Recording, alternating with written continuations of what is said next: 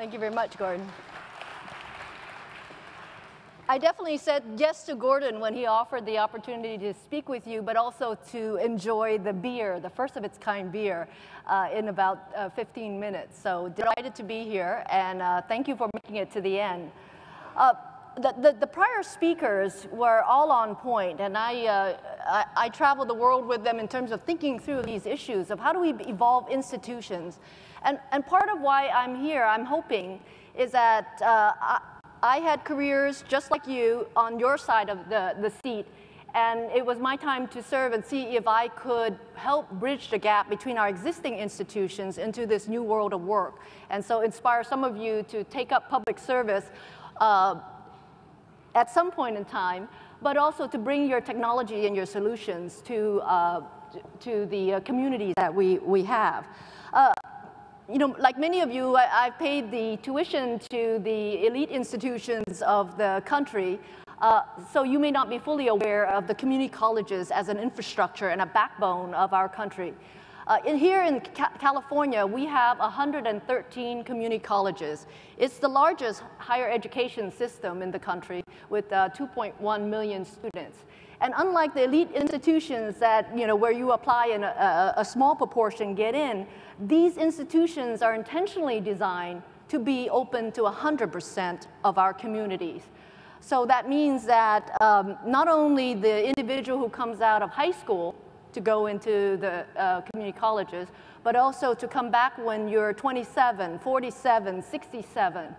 And as the other speakers mentioned, as the workplace change, we're going to need to evolve these institutions to keep up with our cities and to deliver for what cities need. So one of the explanations on what's going on in the workforce is that some college has become the new gateway into the workforce. If you looked at your parents' generation about 3.5 decades ago, you could expect to come out of high school and be able to get a good job and be able to support a family. But the labor market has actually changed in the gateway that it allows you to get into the workforce. The future workforce requires 65% of the future workforce requires some level of post-secondary education. So many of you are jumping to the conclusion that this is actually the bachelor's and master's and above. But there's actually an equal number of these jobs that are called the middle skills job, and where the training is above a high school education, but below a bachelor's degree. And so they're in the area of associate's degrees, certificates, and industry-recognized credential. So let me give some examples. In the middle of the night, you have an electrical storm. Your power line goes down. Who do you call? Anybody know? The type of occupation, the person that comes out is a lineman, a line worker, and they're trained through an apprenticeship certificate, an industry-recognized credential. And so they are the expert that comes to do that work. So now in California, you have new codes in order to to retrofit your buildings for new standards. Electricians, right? Electricians, now they have to upgrade their skills in order to deliver on the energy efficiency gains. Another area, electric vehicles. When you cut over to electric vehicles, who's going to actually maintain your fleet? So they are all trained by through what we would call middle skill credentials. Another phenomenon happened in this last recession. I had the opportunity to be in DC with a man named Anthony Carnevale. He's one of the foremost United States workforce economists. And he explained a phenomenon to me that perhaps you already know. And this is a concept called decoupling. So it used to be that in the prior recessions, you have productivity, and productivity has a relationship with the number of workers, right? So when the companies laid off workers, they had lower productivity. And when recovery happened, you hire more workers, you went up in productivity. But in this last recession, that relationship decoupled. With all the technology being introduced, actually America continued its productivity without the workers.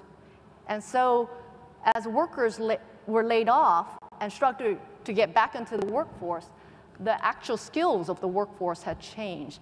And so this decoupling phenomena is what plagues us, and also is going to challenge every community and every city to make sure that there are options for people to not only skill up for the first time, but to come back to upskill and reskill and upskill and reskill constantly in the cycle of a new technology. So the prior panel talked about badges and MOOCs and industry recognized credential. I think we're going to be shifting into from the traditional world where we only had the big C's into the future world where we have the little C's. So in the big C, those are what we normally know as terminal degrees, right? The bachelor, the master's, the doctorate degrees. So even just a decade ago, that was all we had as options, these big C's. With all the advent of technology and the Khan Academies and the MOOCs and the badges, we're going to have available to us a lot of little C's.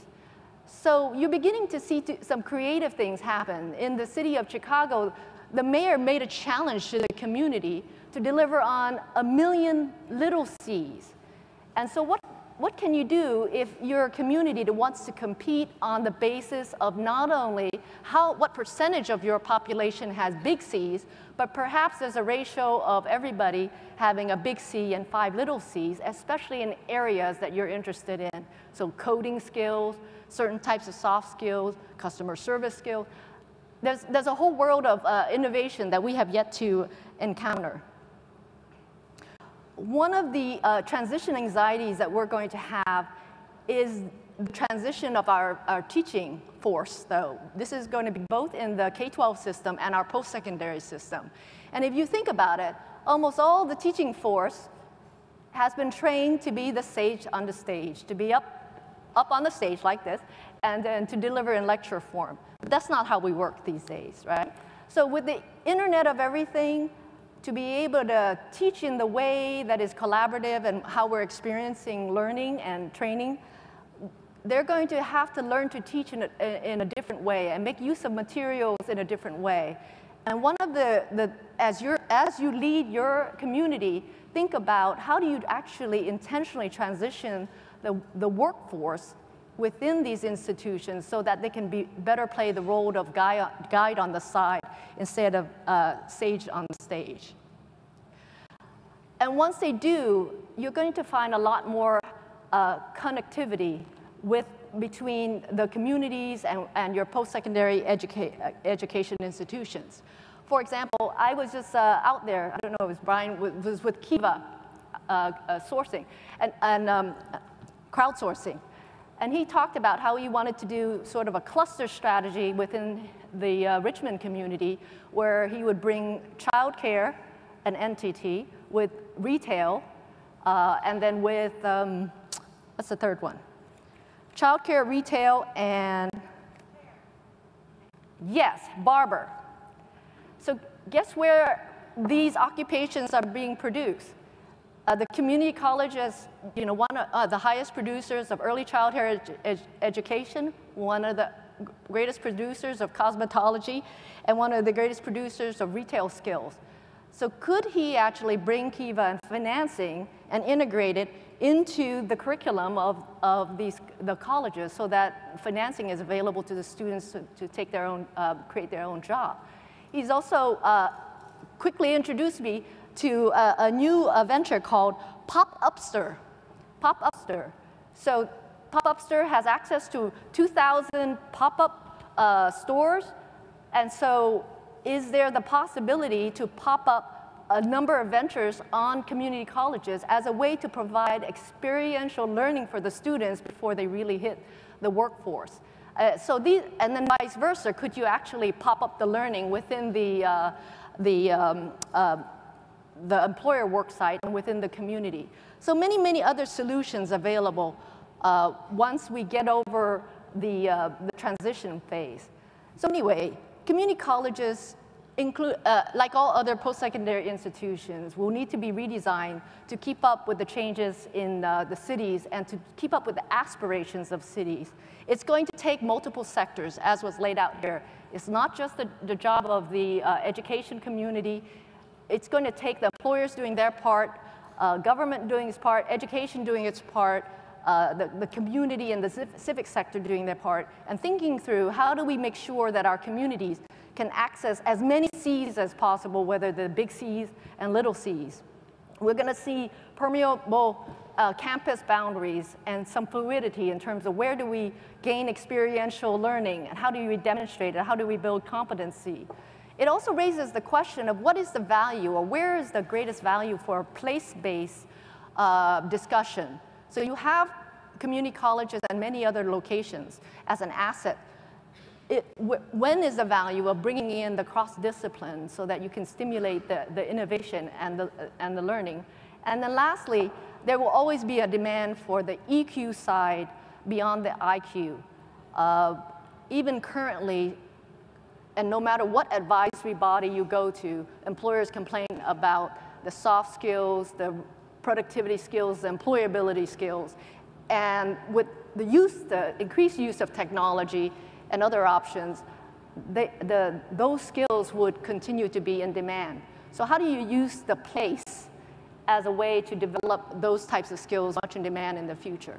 So I will be joining you as civic citizens, but also as part of institutions and part of the employer base to really take our communities through these transitions and evolve our institutions so that our communities have access into this new economy.